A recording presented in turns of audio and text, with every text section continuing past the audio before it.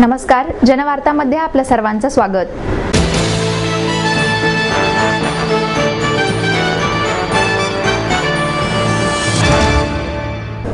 Good morning विधिलिखित ग्रुपच्या वतीने आयोजित करण्यात आलेल्या नेत्रदान महाशिबिराच्या निमित्ताने ब्रह्मलिखित पुरस्काराचे वितरण करण्यात आले।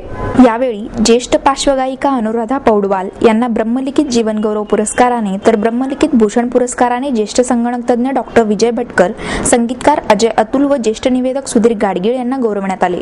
यावेळी महापौर वैशाली बनकर, वनमंत्री डॉक्टर पतंगराव कदम, माजी पोलीस आयुक्त धनंजय जाधव, आयोजक आदिनाथ साळवी, वैशाली साळवी, मिरॅकल इव्हेंटचे प्रमुख विनायक रासकर आदी व्यासपीठावर उपस्थित होते। प्रकारे आजच्या ह्या नेत्रदान महाशिबिराचं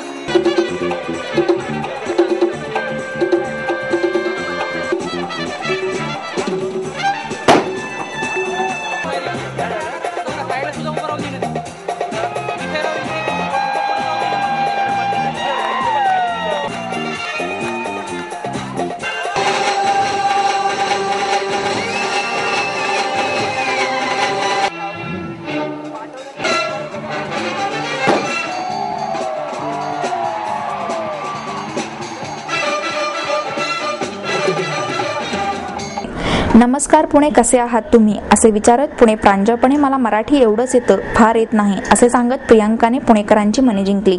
ती म्हणाली, पुण्याशी माझे नाते जुने आहे। माझे वडील लष्करात असल्याने मी 3 वर्षाची होते तेव्हा आम्ही पुण्यात राहत होतो। माझी मिस इंडियाची स्पर्धाही पुण्यातच झाली। चित्रपटसृष्टीच्या प्रवासाची सुरुवातही या शहरातून झाली आहे, त्यामुळे हे शहर माझ्यासाठी खास आहे। तुम्ही एवढे सगळेजण एवढ्या मोठ्या प्रमाणात जमलात याचा आनंद होत आहे। नेत्रदान ही फार मोठी गोष्ट आहे। डोळे लहान आहेत पण पूर्ण विश्व या लहानशा खिडक्यांमधून आपण बघू शकतो। आपल्याला ते सहज मिळाले म्हणून त्याचे मूल्य समजत नाही, पण ज्यांना डोळेच नाही ते आयुष्यातील बऱ्याचशा अनुभवांना मुकतात। नेत्रदान ही अशी गोष्ट आहे की ज्याद्वारे मृत्यूनंतरही आपण जगू शकतो। त्यामुळेच नेत्रदानासाठी पुढे या असे आवाहनही प्रियंकाने केले।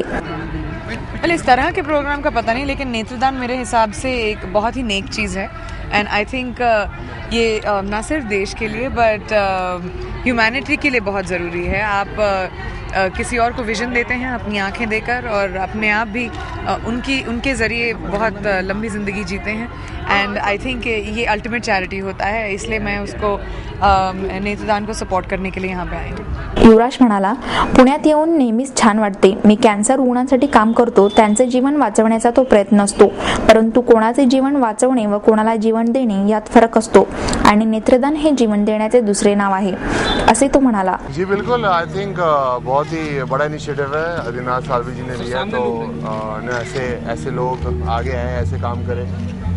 जैसे कि मैं भी कैंसर पीड़ित लोगों के साथ काम करता हूँ, तो आई डोनेशन एक ऐसी चीज़ है जैसे किसी को ज़िंदगी देना, किसी को 1 आँख या 2 आँख देना, किसी को ये हसीन दुनिया दिखाना बहुत बड़ा अच्छा कर्म है। तो मैं चाहता हूँ कि जितने भी लोग हैं इसको समझें, और जितने भी ज़्यादा हम फॉर्म्स साइन कर पाएँ उतना जो लोग नहीं देख सकते उनके लिए एक नई ज़िंदगी उनको देना बहुत बड़ी बात होगी।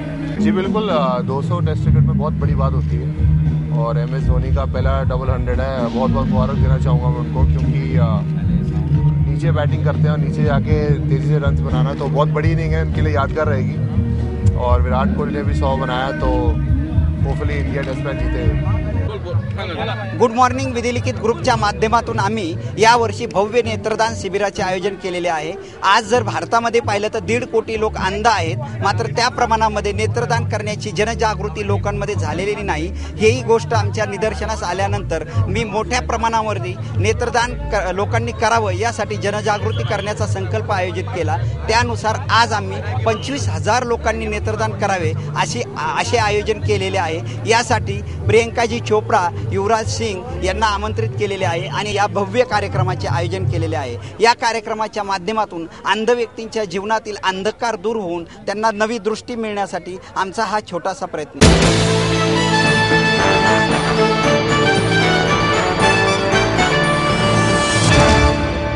चांगले चांगले काम करणाऱ्या व्यक्तींचे सन्मान होणे गरजेचे आहे, असे मत विद्यापीठ अनुदान आयोगाचे माजी अध्यक्ष व पुणे विद्यापीठाचे माजी कुलगुरू डॉक्टर अरुण निगवेकर यांनी व्यक्त केलं. विश्वमाता फाउंडेशनच्या वतीने बालगंधर्व रंगमंदिरात आयोजित केलेल्या विश्वरत्न पुरस्कार वितरण सोहळ्यात ते बोलत होते. याप्रसंगी भारत सरकार पर्यटन मंत्रालयाच्या सल्लागार समितीचे अध्यक्ष वैकुंठ कुंभार, फाउंडेशनचे संस्थापक शिवाजी घटके, के.डी. पवार, शिवाजी झावरे आदी यावेळी उपस्थित होते. केशरबाई कुंभार, देवूबाई रासकर, लक्ष्मीबाई राऊत, कस्तूर भोईटे, सूर्यप्रभा पाटील, सुभाष देवकर, दिनेश गोरे, दिगंबर जोशी आदी यावेळी उपस्थित होते. 68 मतिमंद मुलांना स्वतःच्या चाकण येथील कंपनीत नोकरी देऊन त्यांचे संगोपन करणारे सुभाष चित्तर, पल्लवी बनसोडे, अजय साळवे आदींना मान्यवरांच्या हस्ते विश्वमाता व विश्वपिता पुरस्कार देऊन गौरवण्यात आले. तर शिवाजी झावरे यांना राष्ट्रीय विश्वरत्न पुरस्कार प्रदान करण्यात आला.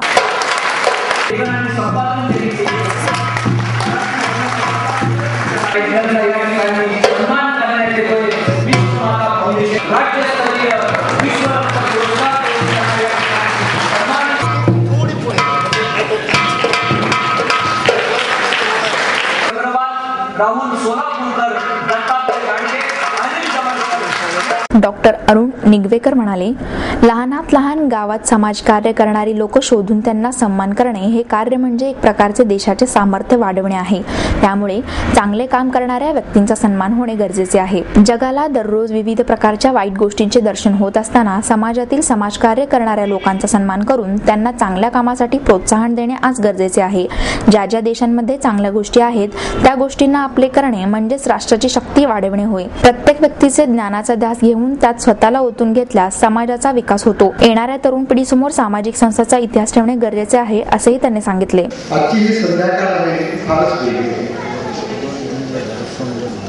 मी आतापर्यंत हजारो समारंभाचा अध्यक्ष झालो, पण आज या विश्वमाता फाउंडेशन आणि त्याच्याशी निगडीत असणारे शिवाजी घाटगे, के.डी. पवार या लोकांनी एक सगळं वेगळंच विश्व आपल्यासमोर उभं केलं. मातांचा सत्कार, पित्यांचा सत्कार आणि राज्य पातळीवर त्यांचा एक अधिकार आहे अशी लोक त्यांचाही सत्कार. आणि मला आश्चर्य वाटलं कुठून यांनी शोधून लोक. सातारा आहे, सांगली आहे, वाई आहे, वसई आहे, सावंतवाडी आहे, किती नावं घ्यायची. म्हणजे शिवाजीराव हे शिवाजीसारखे सगळीकडे दिसून गावावरती काय वाटतं. आणि त्याचबरोबर त्यांच्याबरोबर असणारे लोक गेली 10 वर्ष सातत्यानं त्यांच्याबरोबर आहे. आमचे रमेश इथं असतात नेहमी प्रत्येक कार्यक्रम.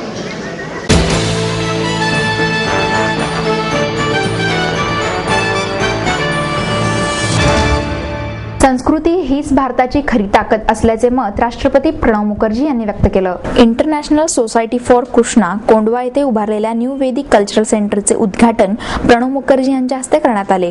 यावेळी ते बोलत होते. कार्यक्रमास राज्यपाल के. शंकर नारायण, सहकार मंत्री हर्षवर्धन पाटील, पुण्याच्या महापौर वैशाली बनकर, अभिनेत्री व खासदार हेमा मालिनी, इस्कॉनचे अध्यक्ष गोपालकृष्ण गोस्वामी, राधानाथ स्वामी, राधेश्याम दास, श्री गुरुचरण दास आदी यावेळी उपस्थित होते. राष्ट्रपती म्हणाले, भारतीय संस्कृती व शिक्षण पद्धतीने एकात्मता, शांतता, प्रेम, सौहार्द याची शिकवण दिली. हीच भारताची खरी ताकद आहे. प्रेम, सौहार्द, त्याग या भारतीय संस्कृतीच्या तत्वांमुळे आपली संस्कृती सर्वश्रेष्ठ आहे. त्यामुळे ही संस्कृती आणि संस्कृतीची तत्वे टिकली पाहिजेत. मात्र आज समाजातील अनेक अप्रवृत्तींमुळे या मूल्यांना ठेस पोहोचत असल्याचे जाणवत आहे. असे असले तरी इस्कॉन सारख्या संस्था समाजातील शांतता, प्रेम वाढीस लावण्याचे काम करीत आहेत. स्वामी प्रभुपाद यांनी कमी वेळात इस्कॉन उभारून त्याची चळवळ व्यापक केली. भगवद्गीतेतील मानवतेचा धर्म त्यांनी या चळवळीतून सर्वांपर्यंत पोहोचवण्याचा प्रयत्न केला. लोकमान्य टिळक, गोपाळकृष्ण गोखले, शिवाजी महाराज, पेशवे यांनी शिक्षण, समाज सुधारणा, स्वातंत्र्य चळवळ, राजकारण आणि समाजकारणाचे धडे दिले.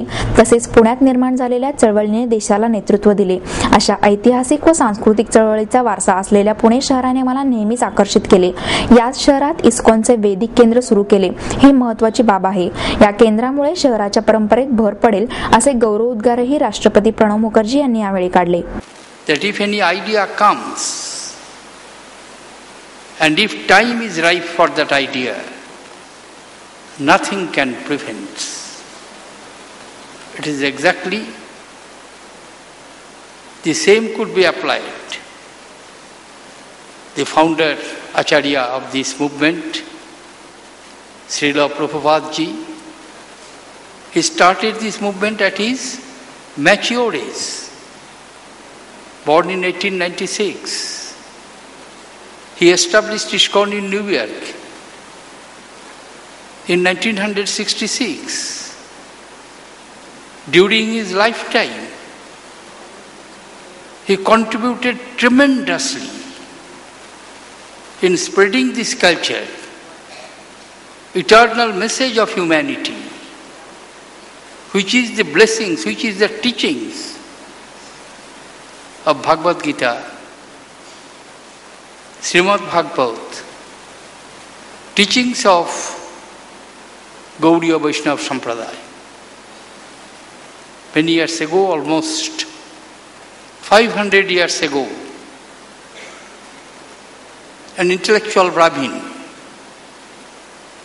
Sri Chaitanya, who overwhelmed the whole of India by his message of love, humanity, created such a powerful movement in a short span of his life,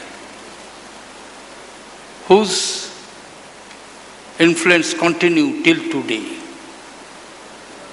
In those days of orthodox casteism, the man who could pronounce Chandalopi Dijashreshta Hari Bhakti Parayana, if you submit to Lord, if you can communicate to Him, you are better than any learned man, any high caste man, however social status you may have. This is the eternal message. Message of India is not, Indian culture is not of conquest or deprivation. Message of Indian civilization is love, compassion, piety, sacrifice, renunciation. Centuries ago it was uttered, Sarve Shukhina Bhavantu, Sarve Santu Nirama, Sarve Bhadrani Pashyantu, Ma Kaschi Dukkha Bhag Bhave.